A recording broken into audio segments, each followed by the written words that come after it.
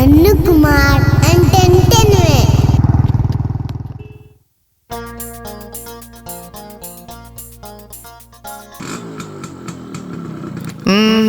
बाप चढ़े यमहा आ बुलेट खोजे बेटी।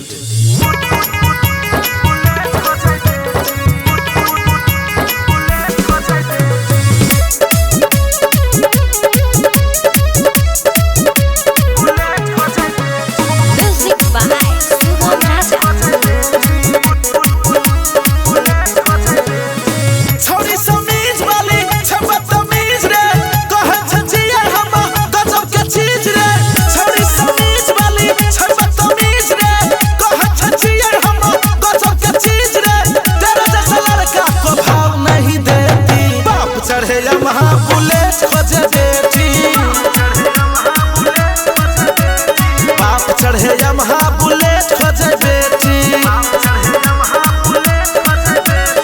छौरी समीज वाली बदतमीज रे, कहत छछिए हम गजब के चीज रे, तेरे जैसा लड़का को भाव नहीं देती। बाप चढ़े यमहा बुलेट खोजे बेटी, चढ़े यमहा बुलेट खोजे बेटी।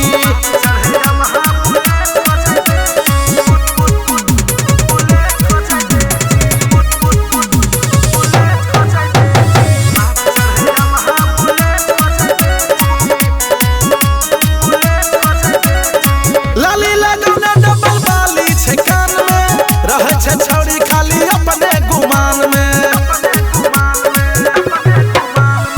लाली लगौने डबल बाली छे कान में, रहे छे छौरी खाली अपने गुमान में। आँख में काजल केने कलर केस में, रहे छे जेना कैटरीना के भेष में। छौरी ई जींस वाली छे बदतमीज रे, कहे छे जिए हम गजब के चीज रे, दिन भर करे लब सब वाला खेती। बाप चढ़े यमहा बुलेट खोजे बेटी, बाप चढ़े यमहा बुलेट खोजे बेटी।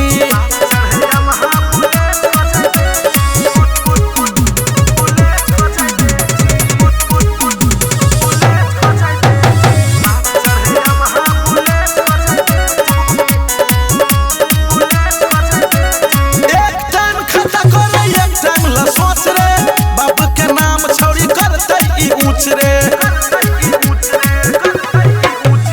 एक टाइम खाता करे एक टाइम ला सोच रे, बाप के नाम छौरी करते ई ऊंच रे।